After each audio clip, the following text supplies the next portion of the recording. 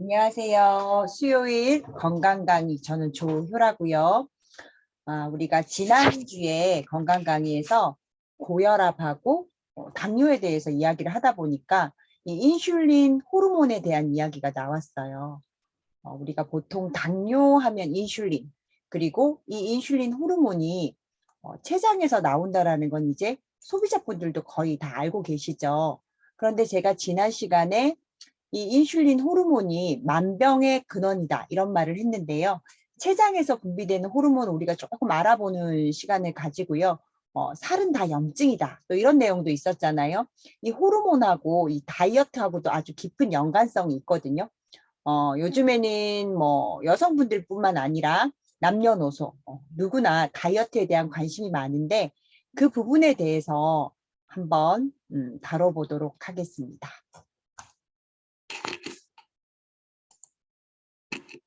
인슐린은 췌장에서 분비가 되죠. 이게 췌장이에요. 췌장에서 그런데 인슐린만 분비되는 게 아니라 췌장이 이렇게 생겼잖아요. 이거를 이렇게 확대를 해보면 이렇게 생긴 거예요. 췌장 안에 여러 가지 호르몬을 분비하는 이 세포 덩어리들이 있거든요. 그거를 이 마우스로 움직이는 이 섬을 이자섬이라고 하고요. 요거를 발견한 사람이 랑게르한스. 그래서 이자섬이라고도 하고 랑게르한스 섬이라고 이렇게 부르는 거예요. 같은 말로 이해하시면 되시고, 요 이자섬이 무려 한 150만 개 정도, 엄청나죠. 이 이자섬에서도 인슐린만 분비되는 게 아니라 세 가지 세포가 있는데, 우리가 잘 아는 인슐린은 여기 베타세포, 약간 아쿠아 색깔 있죠. 이렇게 표기가 된 것들, 여기 베타세포에서 인슐린이 분비가 되고요. 가장 많이 분포되어 있어요. 그리고 요 알파세포, 진한 남색, 여기 알파세포에서는 인슐린하고 반대되는 작용을 하는 글루카곤이 분비가 되거든요. 그리고 나머지 하나가 여기 델타세포라고 하죠. 보라색. 여기에서 소마토스타틴, 이게 분비가 되거든요. 이 세 가지를 살펴보자면 베타세포에서 분비되는 인슐린은 혈당 조절자, 혈당을 그죠 내려주는, 감소시키는 호르몬이고요.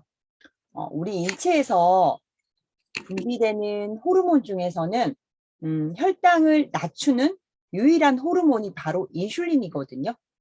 음식을 딱 먹으면 혈당이 올라가죠. 그러면 인슐린이 분비가 쫙 돼서 혈당을 떨어뜨려서 일정한 혈당을 유지시키는 역할, 혈액 속에 있는 포도당을 세포 속으로 끌어당겨서 우리가 에너지원으로 사용을 하고 남는 것을 남은 것을 이 조직세포 안에다가 저장하는 작용을 하기 때문에 그래서 지방 저장 호르몬이라고도 부르거든요. 인슐린에 의해서 간으로 들어온 포도당은 글리코겐이라는 걸로 합성이 돼서 간에다가 저장을 하고, 또 인슐린은 지방세포에서 지방 합성을 촉진하는 작용도 있어요. 이 포도당이 세포 안으로 이동을 할 때 인슐린 작용을 필요한 조직세포가 뭐가 있냐면은 근육, 지방조직, 심장근, 자궁근 이런 것들이 있고요. 이 뇌나 간, 소화관, 그리고 뭐 신장, 세뇨관 이런 조직세포는 인슐린이 없어도 포도당을 흡수할 수는 있거든요. 그런데 이 뇌세포 같은 경우에는 에너지를 무조건 뭘로만 사용을 해요? 포도당만 사용을 하잖아요. 그래서 이 포도당이 무조건 나쁜 것만은 아니다. 이렇게 이해를 해주시고요. 인슐린과 반대되는 글루카곤, 알파세포에서 분비가 되고, 인슐린은 당을 낮춰주는 역할을 하니까 글루카곤은 혈당을 올려주는 작용을 하는 호르몬이고요. 인슐린과는 서로 밀당 관계라고 보시면 되시고요. 예를 들어서 공복 혈당이 너무 떨어지면 이 글루카곤 호르몬이 분비가 쫙 돼가지고 간에 저장되어 있는 글리코겐을 또 포도당으로 분해를 해가지고 혈액으로 분비를 해주거든요. 그러면 혈당이 이렇게 올라가게 되는 거예요. 그렇게 이제 혈당을, 우리 몸에 있는 혈당을 정상 수치로 맞춰주는 역할을 하는 거거든요. 혈당 자체도 무조건적으로 내려줘야만 좋은 건 아니잖아요. 우리가 저혈당 온다 이런 말 하는데, 우리가 피곤하고 기운이 없고 있고 이런 가벼운 증상들부터 해가지고 좀 심하신 분들은 손이랑 몸이 이렇게 달달 이렇게 막 떨리시는 분들도 계시잖아요. 식후저혈당도 있고 뭐 식후저혈당 같은 경우는 인슐린이 너무 과다 분비가 되다 보니까 생기는 경우가 대부분이고요. 좀 단 음식, 단 거를 너무 자주 드시는 분들은 췌장에서 너무 많이 인슐린을 많이 만들어내다 보니까 식후에 오히려 혈당이 떨어지는 뭐 그런 경우도 있으시고, 아침에 공복 혈당이 낮은 사람이 더 위험한데, 이런 경우에는 인슐린이 너무 많이 분비가 돼서 그런 게 아니라 혈당을 높이는 우리 몸에 있는 다른 신체 기관들의 문제가 있어서 그런 경우도 있거든요. 혈당을 낮추는 호르몬은 이 인슐린이 유일하다라고 얘기를 했잖아요. 그런데 혈당을 올리는 기관이 있거든요. 간이라든지 콩팥이라든지 뇌하수체, 그다음에 뭐 아드레날샘 뭐 이런 것들, 이런 기관에서도 혈당을 높이는 작용을 하는데, 간질환이 있다거나 췌장에서 글루카곤 호르몬이 결핍되어 있다거나 신장 질환이 있어서 혈당 대사 장애가 있다거나, 그리고 뇌하수체에서 성장 호르몬이 결핍되었다거나, 그래서 공복 혈당이 심하다 하시는 분들은 전체적으로 나의 건강에 대해서 좀 점검을 하시라 말씀을 드리고 싶고요. 제가 아침에는 물론이고 보통 밥을 굶는다 그래 식사를 한 끼만 딱 굶어도 진짜 힘든 사람 중에 하나였거든요. 제 직업 자체가 또 이제 네일 아트 쪽이잖아요. 그럼 학생들을 가르치거나 손님을 시술해 줄 때 대부분 제가 손으로 사용을 하거든요. 그림도 많이 그리고, 근데 이제 손이 떨려서 못 하는 거예요. 억지로 버티다가 마치고 퇴근을 하려고 하면은 그죠, 운전을 할 수가 없어요. 다리를 떨면은 뭐 엑셀인지 브레이크인지 막 그죠, 너무 떨려서 이게 운전을 할 수 없는 상태가 되게 많았거든요. 근데 위험하잖아요. 그 정도로 심했어요, 제가. 그래서 이제 과자 같은 거, 특히 뭐 초콜릿 이런 것도 비상용으로 갖고 다니고, 일하는 중간중간에 너무 일이 진행이 안 되면 제가 믹스커피, 엊그저께 후기 해주신 분 그렇게 말씀하셨잖아요. 순간적으로 믹스커피 마시면 이 당이 딱 들어오니까 일단은 그런 증상은 조금 완화가 되는 것 같은 거예요. 그래서 저도 믹스커피는 기본으로 하루에 3잔, 4잔은 마셨던 것 같아요. 그런 걸 갖다 챙기고 다니면서 비상용으로 먹기도 하고, 근데 웬만하면 제가 심각한 거 아니까 잘 굶지를 않았죠. 현재는 근데 그런 증상이 느껴본 적이 없는 것 같아요. 그러니까 그러고 보니까 내가 이 증상이 없어졌구나. 그리고 아침 식사를 안 한 지도 2년이 넘어가고 있는데, 예전에는 제가 20대 시절에는 자취 생활을 했거든요. 출근을 할 때 대부분 아침을 잘 안 챙겨 먹고 다니잖아요. 그죠? 귀찮아서도 그렇고. 근데 저는 이제 짜파게티든 라면이든 꼭 끓여서 먹고 다닐 정도면 제가 말 다 한 거죠. 그래서 음식에 그렇게 집착을 했었는데, 예전에는 내가 왜 이렇게 떨리는지 사실 나는 왜 이렇지라고 궁금하긴 하지만 제가 알려고는 안 했죠. 근데 이렇게 공부를 하다 보니까 이런 이유가 있더라고요. 그래서 저처럼 그러신 분들은 이제 몸의 신체 다른 기능을 조금 의심해 보셔라 말씀을 드리고, 우리 몸은 그렇대요. 지방은 한 500kg 이상 저장이 가능한데, 이 당은 글리코겐으로 저장이 되잖아요. 간으로는 아주 조금밖에 저장이 안 된대요. 약 한 100g 조금 넘게, 그리고 근육에도 저장을 하는데 300에서 400g 정도 저장을 했다가 내가 내 몸이 이제 필요로 할 때 다시 꺼내서 써야 되는데, 근육에 저장을 한 거는 대부분 근육에서 사용이 돼버리고요. 그러면 간에 저장된 거를 꺼내서 뭐 뇌랑 신경에 사용을 할 수가 있거든요. 그런데 내가 굶는 시간이 길어지면 혈당을 올려주는 기간이 한계도 있고 기능도 떨어져 있으니까 저혈당. 그러니까 간에 저장하는 기능이 남들에 비해서 떨어져 있다, 이렇게 보셔도 되시고요. 너무 자주 굶으면 내가 상한다 이런 말이 있잖아요. 이 다이어트를 굶으면서 하시는 분들 꽤 있으시죠. 너무 굶으면서 하시거나 하루 종일 굶다가 한 번에 폭식으로 이어지거나 이런 식으로 식사를 하시는 분들도 이게 환경상 좀 많으신데, 혈당이 많이 내려가 있는 상태에서 식사를 또 안 하잖아요. 그러면 우리 몸은 급하게 간이 글리코겐으로 혈당을 또 올리게 되고, 우리 몸에 있는 뭐 단백질과 유산, 지방 뭐 이런 걸로 혈당을 막 올리려고 하면은 일단 시간이 많이 걸리고요. 이때 여러 가지 뭐 호르몬도 필요하고 효소도 필요하고 또 복잡한 과정으로 혈당을 바로 끌어올리기에는 한계가 있다 보니까 그때 뇌가 상한대요. 그래서 규칙적인 식사를 하시는 게 좋다라는 결론이고요. 혈당을 내려주는 호르몬은 인슐린 하나다. 하지만 혈당을 올려주는 호르몬은 글루카곤 외에도 성장 호르몬이나 에피네프린 호르몬 같은 게 있기 때문에 내 신체 기능이 떨어져 있으면 혈당에 문제를 주기도 한다. 이렇게 이해를 하고 넘어가겠습니다. 췌장에서 인슐린 그리고 글루카곤 또 하나 소마토스타틴 이 호르몬이 있다고 그랬잖아요. 여기 델타 세포 그죠? 보라색 여기에서 분비가 되거든요. 이 호르몬을 한마디로 딱 정의를 하자면 조절자 역할 호르몬이라고 할 수가 있는데 인슐린과 글루카곤의 조절 인슐린이 과다 분비되거나 글루카곤 분비를 억제하는 게 소마토스타틴이에요. 그 외에도 뭐 위, 장, 이자 같은 이런 기관들에서 그 델타 세포에서 합성되기도 하고 또 시상하부, 그죠? 시상하부의 신경분비 세포에 의해서도 분비가 되기는 하는데 여러 가지 조절 작용을 하는 호르몬이다. 요거는 요 정도만 기억을 해주시고요. 우리 사장님들도 대체적으로 그죠? 다이어트에 관심 문의도 많이 받으시고 관심이 많으시잖아요. 다이어트도 이 호르몬하고 연관성이 있다 이렇게 말씀을 드렸는데 인슐린과 글루카곤 인슐린은 지방 저장 호르몬이라고 불리는 만큼 우리 신체에서 저장을 하는 호르몬이고요.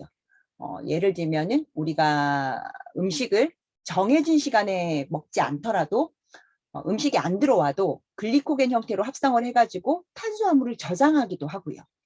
그리고 근육을 합성하기도 하고 또 지방도 저장을 하는 거죠. 탄수화물과 지방을 저장한다. 우리가 생존을 위해서는 정말 꼭 필요한 게 인슐린 호르몬이에요. 되게 중요한 호르몬이죠. 근데 사실 지금 사회, 그죠? 현대 사회에서는 저장할 필요가 없을 정도로 우리 먹거리가 풍부하다는 것을, 그죠? 인식을 해야 돼요.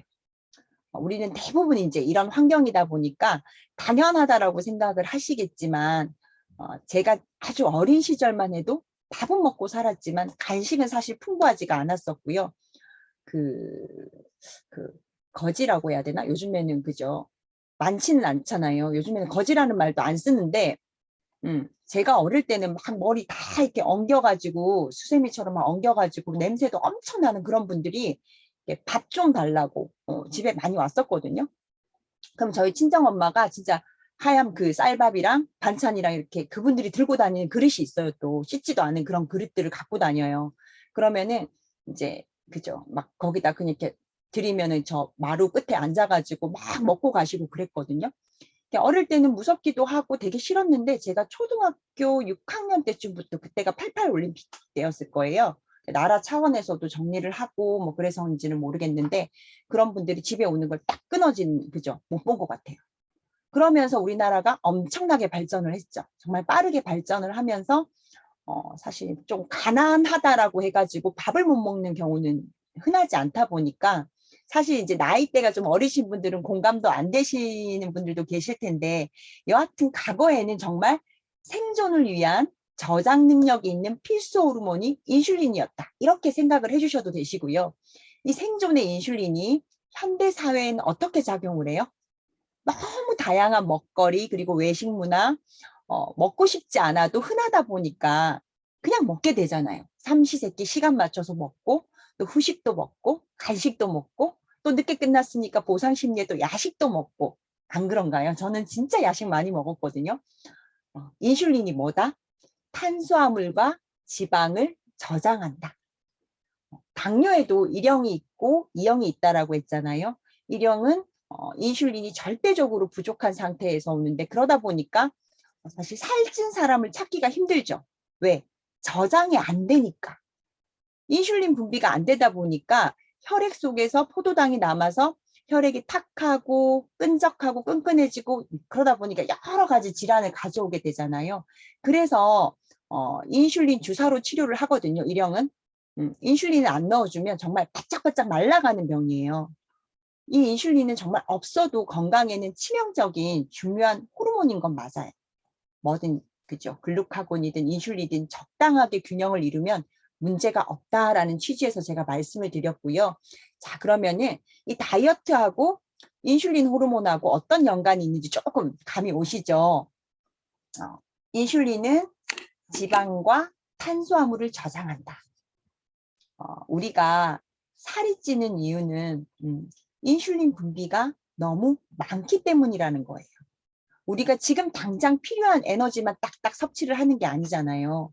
먹다 보면은 나도 모르게 술술 넘어가는 게 또 음식이고, 또 내가 좋아하는 음식이나 이런 게 나오면은 과식하게 되고 욕심 부리게 되고, 또 아기 키우는 엄마들은 그 아기가 남긴 음식이 아까워서 배불러도 또 다 드시잖아요. 그러다 보니까 에너지로 활용되지 않은 포도당을 인슐린이 어디에다가 내 간이나 근육에다가 글리코겐 형태로 저장하게 된다는 거예요. 간이나 근육에 저장한 것까지는 좋은데 아직 이걸 꺼내 쓰지도 못했는데 또 음식이 들어와요. 간이랑 근육에 꽉 차 있어요. 그러면 어디에다가? 지방으로. 특히 어디? 복부. 그런데 또 음식이 들어와요. 그러면 인슐린은 또 분비가 되고 또 저장 공간은 지방밖에 없어요. 그러니까 내 배가 자꾸 뚠뚠이가 되고 허벅지는 점점 튼실해지는 거죠. 이런 과정으로 지방이 쌓이는 거잖아요. 내가 운동을 막 시작한다라고 해가지고 또 바로 갖다 쓰지도 못해요. 왜냐하면 뭐 간이나 근육에 있는 글리코겐을 다 써야 그 다음에 쓰이게 되거든요. 그래서 처음 운동을 딱 시작해도 지방이 막 그죠 눈에 보이게 줄고 그러지는 않아요. 나는 음식을 많이 안 먹는데 살이 찐다. 그러신 분들은 내가 그 음식 먹는 패턴을 뭐 어떻게 드시는지 그리고 어떤 음식을 드시는지 좀 따져 보셔야 되시고요. 제 지인분 한 분은 이제 오랫동안 20년 정도 알고 계시는 지인이 있는데 밥도 항상 저의 3분의 1 정도밖에 안 드세요. 그리고 저보고 밥 많이 먹는다고 맨날 뭐라고 하실 정도로 음식에 민감하신 분인데 결론은 저보다 한 10kg 정도 더 나가시거든요. 키도 저보다 작고. 근데 그분이 이렇게 보면 나는 항상 그런 얘기를 했었어요. 도대체 뭘 먹냐고, 왜 이렇게 살이 찌냐고 이런 얘기를 한 적이 있는데 그분이 빵을 그렇게 좋아하세요. 근데 본인도 이 다이어트 살에 대해서 굉장히 민감하니까 양은 조금 드세요. 남 보이는 데서도 안 드시고. 근데 제가 몇 년을, 그죠, 한 20년을 지켜보니까 정말 자주 드세요. 정말 자주 드시더라고요. 그러다 보니까 이 조금씩 자주 드시는 습관도 좋지 않다. 이렇게 말씀을 드리고요. 떡도 마찬가지고 뭐 빵이나 국수, 그다음에 달달한 음료수 이런 것도 수시로 드시면 어때요? 인슐린이 분비되고 또 분비되고 또 분비되고 그러면은 저장, 또 저장. 그게 어디로? 살로. 이렇게 되는 거죠. 그리고 또 하나의 호르몬이 있죠. 인슐린과 반대되는 호르몬. 인슐린은 저장 호르몬이다라고 하면 반대되는 호르몬은 글루카곤이다 그랬어요. 글루카곤은 그럼 어떤 호르몬이냐? 연소, 소비하는 호르몬을 말하거든요. 우리가 아주 과거에 못 먹던 시절에는 이 인슐린 호르몬을 활성화시켜주는 게 목적이었다? 아니면 뭐 그게 당연하다 이랬다면 지금 현대사회에서는 이 풍족한 먹거리 시대에는 이 글루카곤 호르몬을 활성화시켜주는 게 다이어트에는 더 좋다라는 거예요. 탄수화물을 저장하는 형태가 글리코겐이잖아요. 이 저장된 글리코겐을 분해해서 혈액 속으로 방출하는 역할을 하거든요. 우리가 음식을 안 먹을 때 이 글루카곤이 분해를 해가지고 포도당을 내보내고 그 에너지원을 세포가 사용할 수 있게 하는 거예요. 이 글루카곤이 체지방을 에너지로 쓸 수 있도록 분해하는 역할도 하고요. 그래서 다이어트를 하신다 하면은 이 두 가지 호르몬에 대해서 좀 알아두시면 그걸 활용을 잘 하시면 도움이 되실 거고요. 물론 우리가 뭐 비만 관련 호르몬 이러면 또 여러 가지가 있거든요. 식욕을 조절하는 렙틴 호르몬, 지방을 분해하는 아디포넥틴, 폭식을 예방하는 세로토닌 여러 가지가 있는데 호르몬은 보통 우리가 마음대로 할 수 없는 신의 영역이다 이렇게 표현을 할 정도로 균형을 맞추기가 어렵잖아요. 그렇지만 이 인슐린하고 글루카곤은 그래도 우리의 의지로 어느 정도 조절이 가능한 호르몬이다 이렇게 이해를 해주시면 좋을 것 같아요. 미네랄 같은 경우도 우리가 기량작용이라고 하잖아요. 이 인슐린과 글루카곤도 마찬가지예요. 그러면 체중 관리를 잘하기 위해서는 글루카곤이 활성화되는 환경을 만들어야지 체지방을 태울 수가 있다는 결론이 나오잖아요. 그러면 인슐린이 적게 나오게 해야 되고요. 그러려면 탄수화물 섭취를 가장 줄이셔야 되는데 그 이유는 지방이나 단백질에 비해서 이 탄수화물이 인슐린 분비를 가장 많이 촉진시키기 때문에 특히 정제 탄수화물, 밀가루나 설탕, 가공식품 이런 것들이고요. 탄수화물은 정말 즉각적으로 쓸 수 있는 에너지원이기 때문에 인슐린 분비가 정말 팡팡 나오거든요. 단백질은 사실 뭐 종류에 따라 조금 달라지기는 하는데 일단 너무 많은 단백질도 많이 드시는 건 당연히 인슐린 분비를 촉진을 시키고요. 의외로 지방은 인슐린 분비를 촉진시키지는 않는데요. 그래서 다이어트 하시는 분들이 뭐 많이 해요? 저탄고지, 이식이 많이 하시잖아요. 이 저탄고지 같은 경우도 사실 체중 감량의 목적이 있다기보다는 인슐린 촉진을 최소화시키면서 인슐린 민감성을 올리는 건강적인 측면에서 바라보면 더 맞지 않을까라는 생각이 드는데 제가 이 수업을 준비하면서 우연히 유튜브를 켰다가 조한경 박사님의 영상 하나를 봤어요. 그 내용이 뭐였냐면 임산부도 간헐적 단식을 해도 되냐 뭐 이런 내용이었는데 간헐적 단식의 목적에 대해서 이야기를 하시더라고요.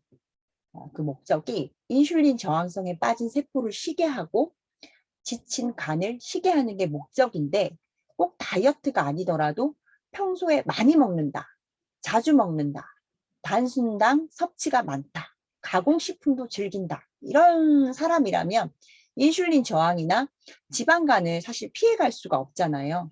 그래서 나의 세포와 간을 혹사시켰기 때문에 좀 쉬게 하면서 회복하는 시간을 갖는 것이 간헐적 단식이고 현대인들한테는 남녀노소 누구나 좀 필요한 상태다라고 말씀을 하시더라고요. 문제는 이것도 우리가 행위에만 집중하기보다는 좀 자신의 상태에 맞게 좀 알고 하실 필요가 있고요. 내 몸이 그죠? 내 몸의 컨디션이 공복을 도저히 이겨낼 수 없는 상태다 이러면은 먼저 기능을 올리고 그 다음에 한다든지 여러 가지 그죠? 다른 방법들을 찾으셔야 된다라는 거죠. 어쨌거나 이 일정한 공복을 유지하는 것은 인슐린 분비를 줄이는 데 도움이 되시고요. 불규칙하게 굶는 거하고 일정한 공복을 갖는 개념은 조금 다르게 이해를 해주셔야 되세요. 당연히 그죠. 음식만 조절하면 되는 건 또 아니죠. 특히 스트레스 그리고 수면 우리가 잠이 보약이다 이런 말도 있잖아요. 그런데 잠을 못 주무시는 분들 너무 많으시더라고요. 잠을 못 자면 일단 우리 신체의 세포 재생이라든지 면역에도 문제가 되지만 스트레스 호르몬이 그 코티솔도 높아지고요. 스트레스 호르몬이 높아지면 인슐린 분비도 더 촉진되는 환경으로 간다라고 하거든요.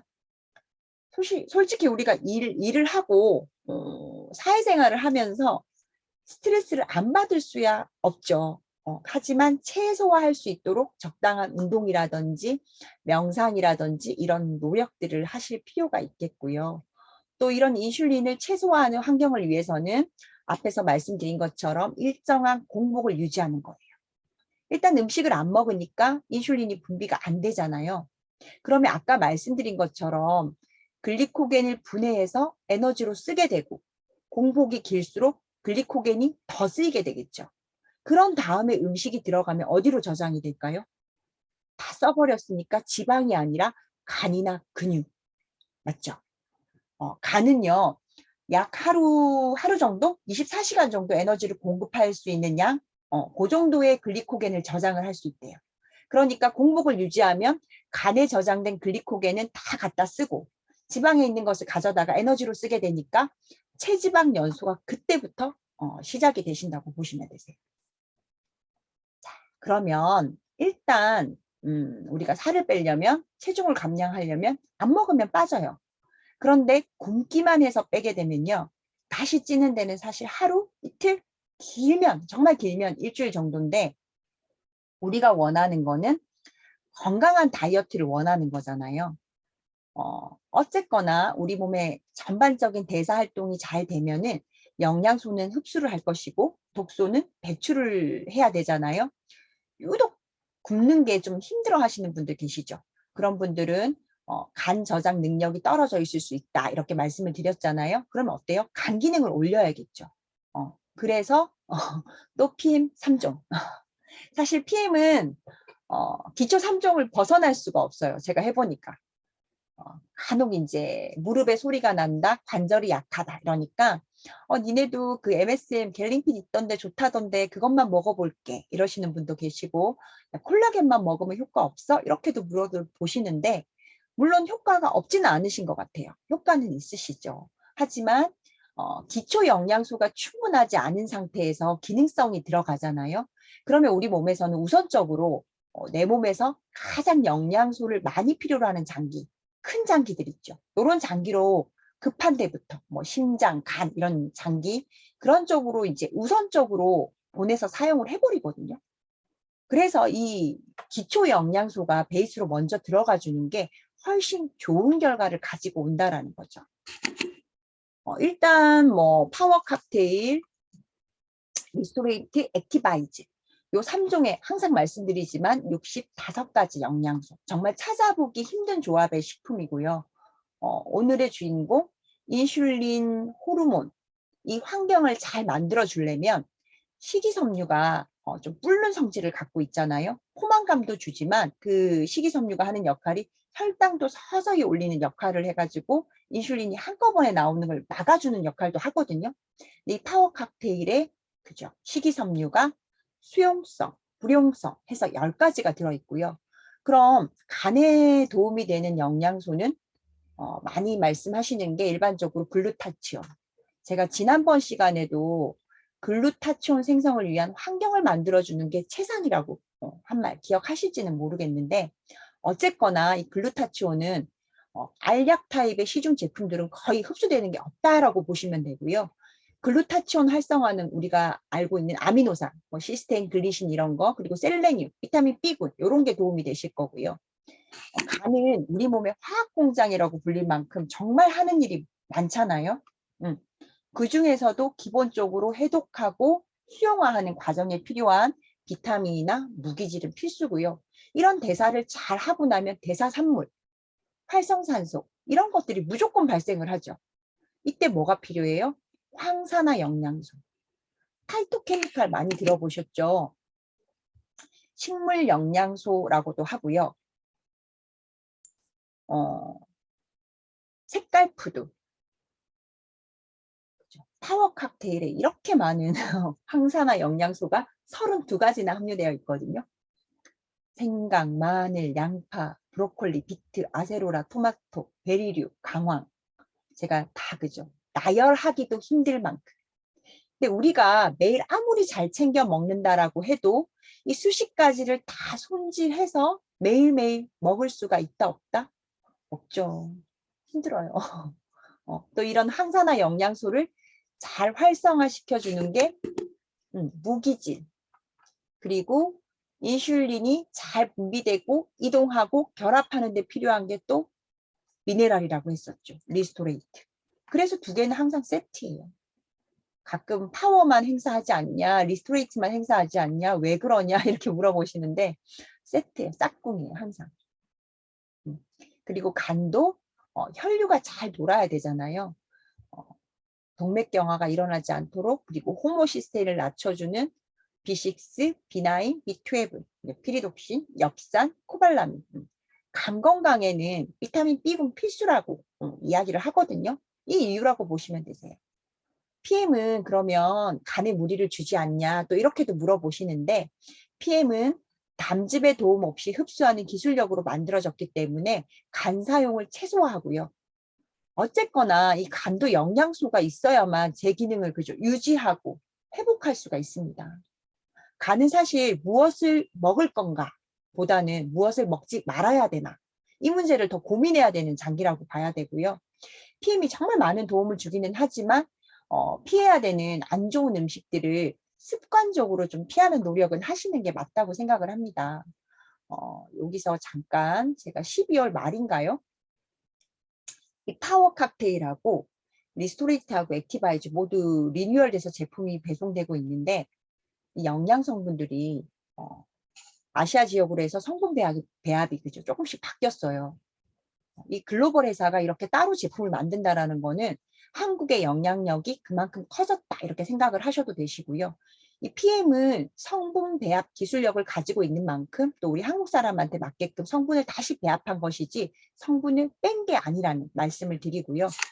간단하게 제가 이해하기 쉽게 요 그래프를 좀 봐주시면 한쪽으로 좀 편중되어 있던 영양소들이 좀 더 우리 몸에 최적화될 수 있도록 균형 있게 분포되어 있는 걸 보실 수가 있어요. 1세대가 기존 제품, 2세대가 리뉴얼된 제품이거든요. 영양소의 가지수 차이는 보시면 없어요. 리스토레이트 같은 경우에는 기존 성분에다가 B군, 비타민 B1, B2가 더 포함이 돼가지고 이 균형을 또 보시면은 그래프가 그죠? 좀 더 안정적으로 잘 갖춰진 게 보이시죠? 액티바이즈 역시 아이고 성분은 같고 전체적인 균형만 더 갖춰진 걸 보실 수가 있으세요. 그래서 뭐가 리뉴얼 됐다는 거지 하시는 분들은 좀 헷갈려 하시는데 우리 한국 사람들한테 더 잘 맞도록 영양소의 균형을 맞춰서 나왔다. 이렇게 이해를 해주시면 될 것 같고요. 다시 돌아가서 지난 시간에 제가 혈당 관련해서 시밸런스 설명을 드렸는데 일단 내가 바로 섭취한 음식에 대해서 그 음식에 대한 당을 빠르게 처리하고 싶다 하시면 이 시밸런스가 도움이 되실 거고요. 지난 시간에 제가 시밸런스에 대해서 그죠? 당뇨 있으신 분들 진짜 한번 드셔보셔라 이렇게 말씀을 드렸는데 마찬가지로 우리가 다이어트 할 때도 도움이 많이 되는 게 이 시밸런스거든요. 또 하나 추천드리고 싶은 거는 맨플러스. 인슐린 분비가 적고 글루카곤을 높이는 환경을 만들려면 스트레스를 줄이고 질 좋은 수면이 필요하다 이렇게 이야기를 했잖아요. 수면. 제가 또 이 수면에 대해서 할 말이 많지만 우리는 공부는 또 계속해야 되니까 이 맨플러스가 남성들한테 도움이 많이 되는 영양소로 출시가 됐었죠. 아무래도 남성분들이 사회적인 환경상 혈관 독소도 더 많고 사회생활에 대한 스트레스가 더 많잖아요. 이 맨플러스 성분을 보시면요. B군, 그죠? B군이 함유되어 있죠. 그러면 또 여기서 액티바이즈랑 뭐가 달라? 또 이렇게 말씀하시는 분들 계세요. 그런데 부가적인 성분들을 보시면 정말 최고가의 향신료로 쓰이는 샤프란 분말, 포도, 사과 추출물, 그리고 홍삼하면 사포닌, 숨어있는 미세 영양소는 허브 추출물, 이런 식물들의 추출물을 배합을 해서 정신적인 스트레스를 완화하는 기능을 갖춘 거죠. 그래서 스트레스 많이 받는 우리가 먹어봤죠. 그랬더니 정말 숙면을 하게 되거든요. 꿈도 잘 안 꾸는 것 같아요. 진짜 숙면을 하는 건 맞는 것 같아요. 그래서 스트레스를 완화한다라는 거는 부교감 신경을 활성화시키는 거잖아요. 그래서 저녁에 리스토레이트랑 맨프를 같이 섞어서 드시면 좀 릴렉스해지거든요. 저는 사실 아침에도 마시고 저녁에도 마시는데 확실히 저녁에 마시면 계속 하품이 나오고요. 제가 잠자리에 들면은 우리 아이가 먼저 잠드는 걸 보고 잠들거든요. 제 딸이 잠을 잘 안 자요. 아이들이 원래 안 자려고 하잖아요. 저는 그게 스트레스인데 지금은 같이 누우면 제가 먼저 잠들어 버리니까 사실 딸은 언제 잤는지 제가 몰라요. 남편 같은 경우는 아침에 주면은 정말 맥을 못 쳐요. 절대적으로 자기는 밤에만 달라고 할 정도로 빠르게 오는 게 맨플러스였거든요. 만약에 나는 모르겠다 하시는 분들은 교감신경이 너무 우세하신 분들일 거예요. 나는 예민하지 않는 것 같은데 내 몸은 예민한 거죠. 교감신경이 너무 활성화되어 있는 분들이 그러시고 그런 분들은 낮에도 중간중간 섭취를 해주시고요. 저녁에 먹는 양을 조금 늘리시잖아요. 확실히 깊은 잠을 못 주무시는 분들은 잘 안 깨고요. 잠드는 게 힘드신 분들도 좀 빠르게 주무실 수가 있을 거예요. 사실 수면이라는 것도 보통 몇 년째 못 주무시거나 그리고 10년, 20년 이렇게 못 주무신 분들도 상당히 많으세요. 근데 이렇게 오랫동안 결핍되었던 것을 한 달, 두 달 드시고 포기하지 마시고 수면은 정말 건강이랑 직결되는 만큼 최소 6개월 이상 드셔보시라 말씀을 드리고요. 사실 대부분 소비자분들은 한 통 먹기 전에 그래도 수면이 조금 나아졌다라고 대부분 말씀은 하시거든요. 그래도 뭐 수면제를 드신다거나 밤낮이 원래 바뀐 생활을 하시는 분들은 그죠, 시간을 조금 길게 잡으시는 게 맞겠죠. 이 맨플러스는 이름 때문에 뭐 남자들 먹는 거 아니야? 이렇게도 많이 물어보시는데 요즘 스트레스 없는 사람 없잖아요. 여자분들도 다 사회생활을 하고 있고 그렇기 때문에 드셔보시면 정말 수면에는 이만한 게 없다. 정말 많은 도움을 주는 맨플러스다 말씀을 드리고요.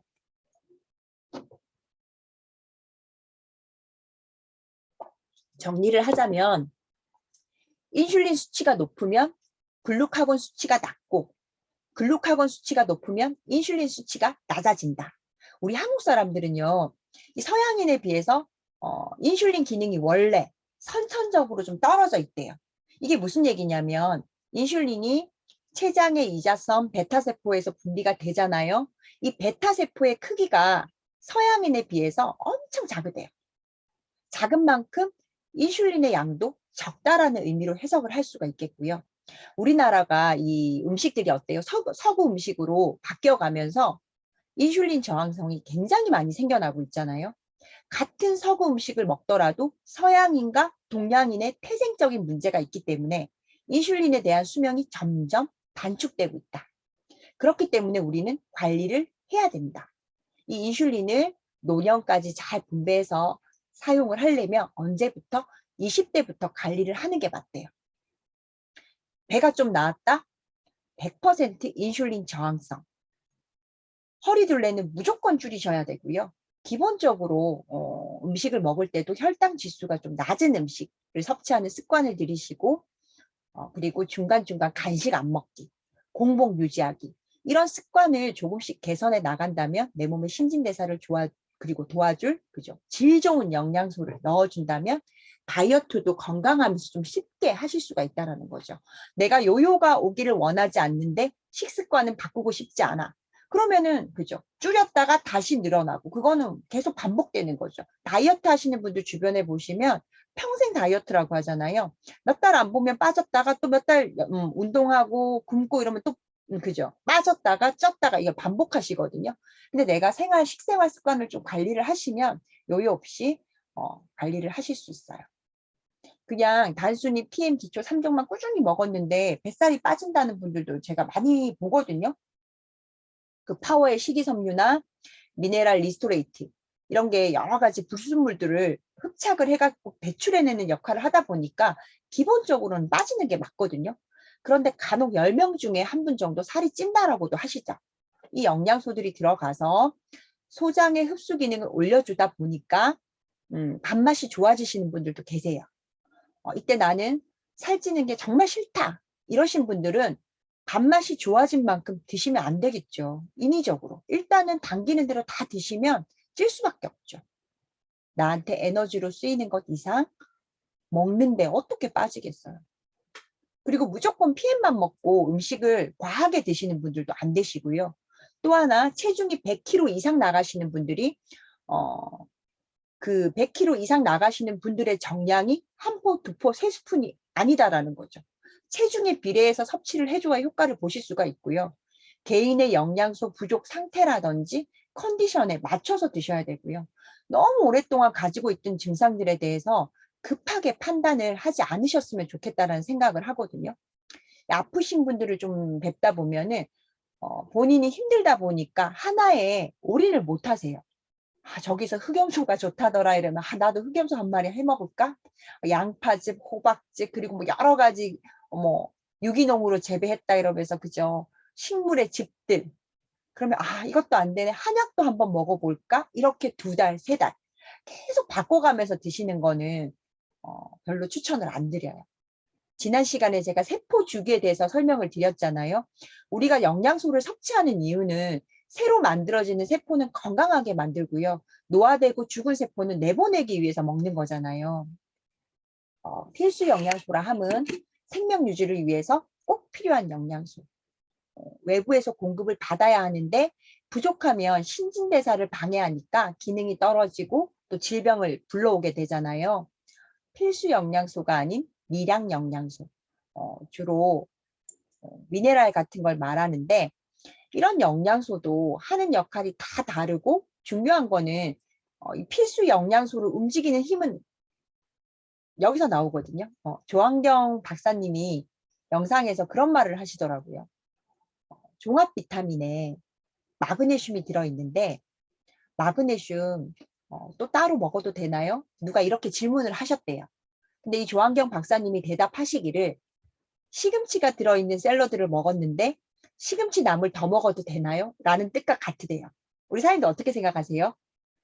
이 말은 영양소 보충제는 약이 아니라 음식이라는 의미인 거죠. 저는 이 말에 진짜 격하게 공감을 하거든요. 건강을 공부하다 보니까 영양소의 중요성을 알게 되잖아요. 아이를 위해서, 남편을 위해서 제가 열심히 이것저것 손질을 하고 또 밥상을 차려봐도 할 수 있는 것도 많지 않고 시간도 너무 많이 들고 문제는 제가 균형 있는 밥상을 차리기는 하늘의 별 따기라더라고요. 진짜 별을 따는 게 쉽겠어요, 제가. 그리고 요즘 우리 아이가 제가 이제 8살 올라가는데 그 어린이집에서 한 달 식단표가 나오거든요. 한번 보세요. 자녀 있으신 분들은 간식으로 떡, 빵, 핫도그, 요구르트, 반찬으로 돈가스, 소세지, 어묵 한 달에 반 이상이 그거예요. 그래서 더 이상 우리가 일상생활에서 먹는 영양소로는 건강을 유지하는 것도 어렵고 살이 찌는 그죠? 살찌기 쉬운 체질로 바뀐다라는 거예요. 그래서 현대사회에서 적정한 체중을 유지를 하고 또 건강을 유지하기 위해서는 보충제가 필수고요. 꾸준히 장기적으로 먹어야 하는 보조제다 이러면 진짜 안정성을 우리가 안 따질 수가 없고요. 보통 한약도 그렇고 알약 타입도 그렇고 3개월, 6개월 먹으면 간에 무리가 돼서 쉬어야 한다더라. 이런 말 하시잖아요. PM은 제가 횟수로 3년째 안 쉬고 제 가족들도 저희 아이도 다 먹고 있거든요. 오히려 양과 가지수는 점점 늘리고 있는데 건강적인 면에서는 훨씬 더 좋아지고 있는 게 사실이고요. 제가 목소리가 사실 항상 씩씩하다 보니까 예전에 내가 많이 아팠었다라고 이야기를 하면 소비자분들도 잘 안 믿으시고 제 주변 사람들도 네가 언제 아팠었냐 이렇게 말씀을 하시는데 제가 수술도 참 큰 수술도 많이 했고요. 세보니까 한 8번 되는 것 같아요. 그러니까 일단 마취를 한번 하고 병원에 한번 갔다 오면은 기억력도 그죠 떨어지고 온몸이 내 몸이 아니거든요. 일단 체력이 안 되니까 수술 이후에도 몸살이 되게 자주 나요. 일을 안 하고 쉬는 사람이 아니니까 몸살도 자주 나고 그러면 2, 3개월에 한 번은 제가 병원을 집처럼 다녔죠. 근데 PM을 먹으면서는 단 한 번도 제가 몸살이 안 났어요. 안 났고 병원 갈 일이 없다는 것만으로 저는 너무 좋거든요. 이런 여러 가지 면에서 봤을 때 PM을 만난 건 개인적으로 정말 복이라고 생각을 하고요. 먹다 보니까 이것도 먹고 싶고 저것도 먹고 싶고 PM은 좀 그런 게 있는데 제가 처음에 사업을 딱 시작할 때 그랬거든요. 나는 돈을 벌면은 이 회사 전 제품을 먹어야겠어. 이런 말을 자주 했었는데 그래도 이제 처음 시작하시고 또 저 같은 생각을 하시는 분들도 많이 먹고 싶어도 경제적으로 사실 좀 부담이 되잖아요. 부담이 된다 하시면 내가 어느 정도 기초 베이스가 됐다 하시는 분들은 그날 컨디션에 따라서 줄였다 늘렸다 하시고 기능성들도 조절하시면서 드시면 좋을 것 같다라는 생각을 제가 해봅니다. 그래서 열심히 챙겨 드시면 정말 PM은 보통은 내가 효과 없다, 난 잘 모르겠다 하시는 분들은요. 꾸준히 드셨는데도 불구하고 효과가 없다라고 말씀을 하시는데 제 소비자 한 분이 엊그저께 제가 통화를 했는데 그분이 심한 냉증이 있으세요. 몸이 돌덩이처럼. 근데 다른 네트워크사의 H사의 약을 한 10년 정도 드셨다 하시더라고요. 근데 땀이 안 나신대요. 그런데 PM을 드시고 내가 땀이 나. 음식을 못 먹었었는데 지금은 음식도 조금씩 땡겨라고 말씀을 하셨는데 열심히 안 챙겨 드시는 거죠. 그분도 여기 거 저기 거 많이 드시는 거예요. 그런데 이제 왜 나는 다른 사람들처럼 그렇게 스펙타클하게 안 좋아져? 이렇게 물어보시는데 저한테 구매를 하시는 양이 있잖아요. 일반 건강한 사람 기준에 저희가 몸을 회복하는 정도에서 기초 용량이라 하시면 내가 어떤 증상을 개선하기 위해서는 좀 많이 들어가셔야 되세요. 그리고 정말 빠지는 날 없이 드셔야지 오늘은 내가 몸이 안 좋아서 안 먹고 또 저녁에는 생각나서 먹고 이렇게 드시면 아무래도 효과가 덜 하세요 했더니 아 이렇게 말씀을 하시더라고요. 제가 꾸준히 열심히 챙겨 드신 분들은 안 좋아지시는 분은 사실 못 봤거든요. 그래서 좀 집중해서 드시라고 말씀을 드리고 싶고 우리가 기가 얇다 그러잖아요. 누가 저게 좋다라고 하면 또 먹고 싶은 생각도 들지만 최소 6개월 정도는 집중을 해보시면 분명히 건강에 대해서 좋은 결과를 가질 수 있을 거라고 저는 생각을 합니다. 제가 오늘 준비한 수업은 여기까지고요. 저는 또 다음 주 수요일 좋은 내용으로 찾아뵙도록 하겠고요. 잠이 보약이다. 리스토레이트 진하게 한 잔 드시고 램플이 있으신 분들은 함께 타서 드시고 편안한 수면 하시면 좋겠습니다. 감사합니다.